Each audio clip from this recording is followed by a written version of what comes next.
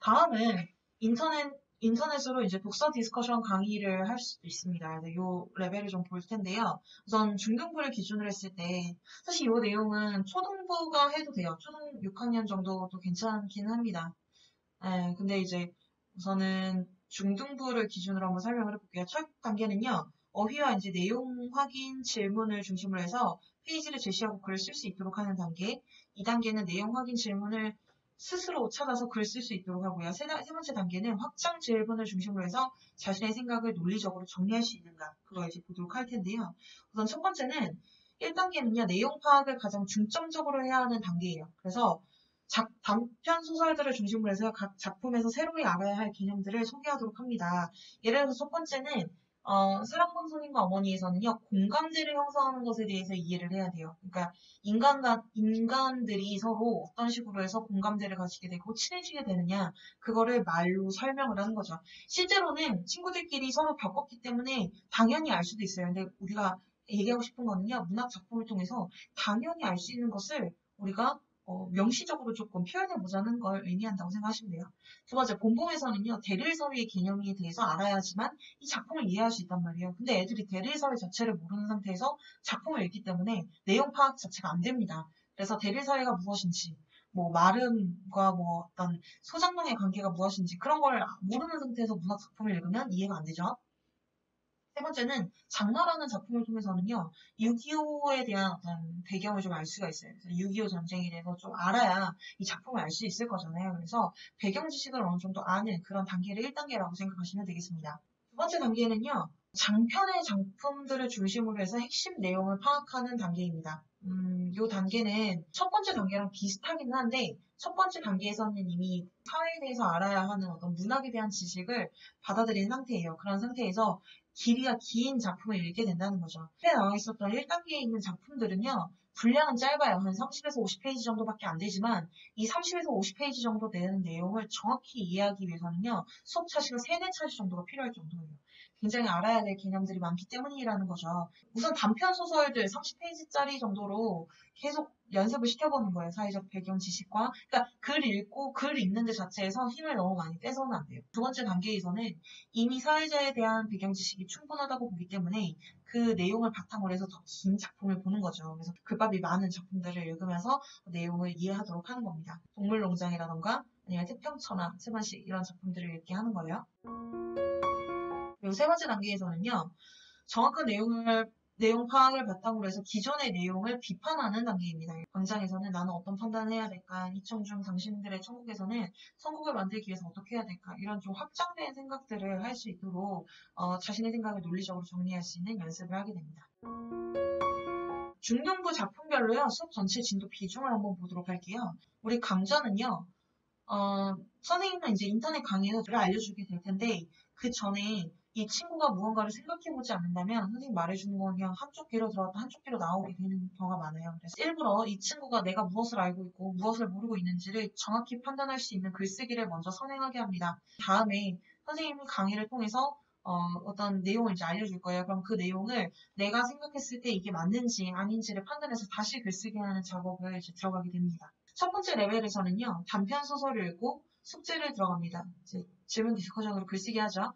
그리고 내용 파악하기 위주로 선생님이 강의를 진행을 해요. 결국에는 이 숙제의 내용이요, 이 작품의 내용을 정확히 파악했는가? 그걸 묻는 내용들이 많이 있거든요. 그래서 내용 파악하기 과정을 거쳐서 이 숙제의 내용이 70점 이하라면 다시 글쓰기를 진행하도록 합니다. 대체로는 이제 다시 글쓰기를 하게 되겠죠. 그리고 그 다음 레벨에 들어가면 중편소설책 읽기를 하고 마찬가지로 내용 파악하는 글쓰기를 진행합니다.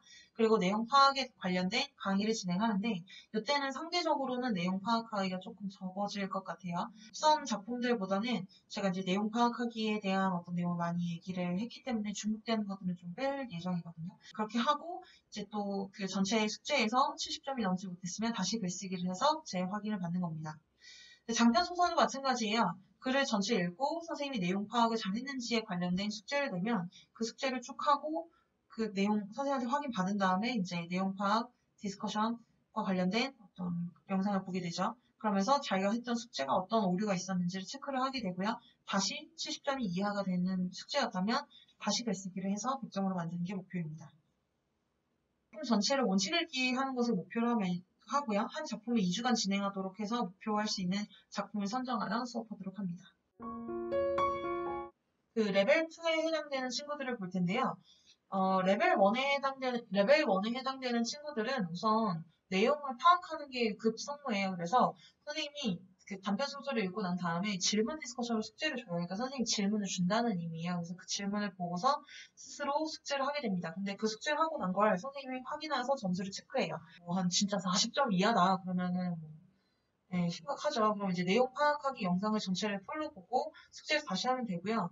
만약에 한 뭐 60점 정도다라고 만약에 하면 이제 틀린 거에 대한 영상을 봐도 되고 틀린 내용에 대해서만 다시 글쓰기를 진행해서 최종 확인 후에 독서 확인을 이제 인증할 수 있는 방법이 진행이 될 거예요. 1단계 중급에서는 그 작품이 조금 더 어려워졌다고만 생각하시면 될 것 같아요. 네.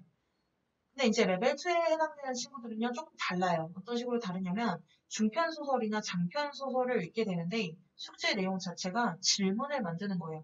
여러분, 그 질문을 만드는 능력은 굉장히 좋은 고급 능력이거든요. 그래서 이 작품을 보고 퀴즈가 아닌 질문을 만드는 거예요. 퀴즈는 정답이 있는 거예요. 그래서 이 주인공의 이름이 뭐냐, 이 주인공의 나이는 뭐냐, 이런 것들, 아주 단답형의 것들이고요. 질문을 만든다는 거는, 좀 근본적인 이 작품에서 그 주인공들이 행했던 어떤 상황에 대해서 질문을 해보는 거죠. 근데 여기서 정말 모른다는 거를 질문한다기보다는 자기가 어떤 말을 하고 싶다라는 거를 찾아내야 돼요.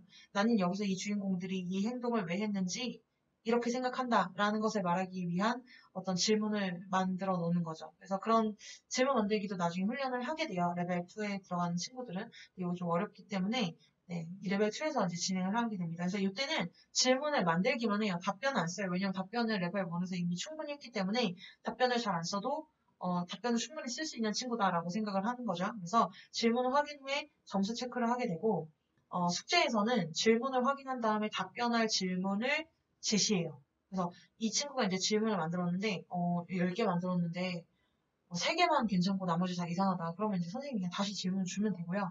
만약에 10개 만들었는데 10개가 다 좋다. 그러면 그 중에서 숙제를 할 수 있는 질문을 한 5개 정도 선생님이 골라요. 5개에서 7개 정도. 그럼 그걸 다시 숙제를 주고요. 그 다음에 내용 파악하기 활동을 하게 됩니다. 그럼 이제 그 글쓰기 한 내용을 보면 다 잘 썼겠죠?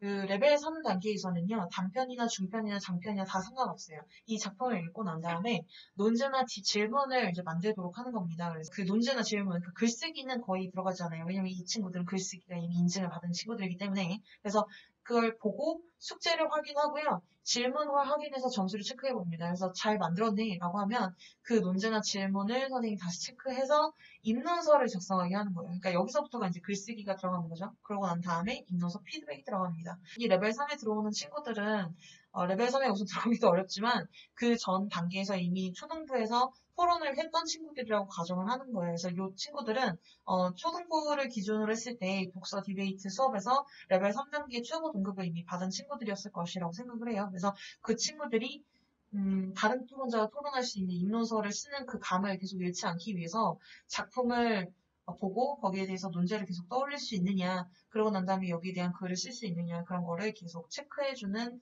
방식이라고 생각하시면 될 것 같습니다. 이런 친구들은 사실 한 번의 수업에서 다른 뭐 레벨 1 초급 친구들에 비하면 한 수업을 8번 이상 하는 거나 마찬가지예요. 한 번 수업이요. 이 한 번 수업을 하면 그 감을 계속 놓치지 않을 수 있기 때문에 한 달에 한 번 정도 수업해도 충분합니다. 네, 근데 뭐, 물론 이 친구들은 사실 감을 익히는 게 중요한 게 아니라 문학 작품을 얼마나 많이 체크를 해가지고 자기가 받아 습득할 수 있느냐 그게 중요한 거잖아요. 그래서 레벨 3 친구들은 사실 좀 어려운 작품들을 많이 읽어요. 그래서, 할 수만 있다면 중2 정도의 레벨 3 정도가 된다. 그러면 굉장히 독서량이 많은 친구들이 될 수 있거든요. 지금까지 온라인으로 독서 토론 수업하는 방식에 대해서 좀 설명을 드렸는데요. 그 단계가 우선 있었고, 각 단계별로 레벨이 나누어져 있었는데, 그 레벨에서는 어떤 방식의 수업을 하는지 그걸 이제 설명을 드렸어요. 해당 레벨이 어느 정도 수준이 돼야 다음 레벨로 계속 넘어갈 수가 있어요. 제가 말씀드렸던 거는 각 단계가 넘어가는데 한 8차시 정도 수업이 이제 진도가 필요하다고 말씀드렸잖아요. 근데 그 8차시를 넘어갈 수 있는데 사실 오프라인 수업을 하게 되면 굉장히 부담이 큽니다. 그래서 좀 온라인에서 해결하는 것이 어떨까 그런 제안을 드리고 싶습니다. 네, 그럼 이상 영상을 마치도록 하겠습니다. 감사합니다.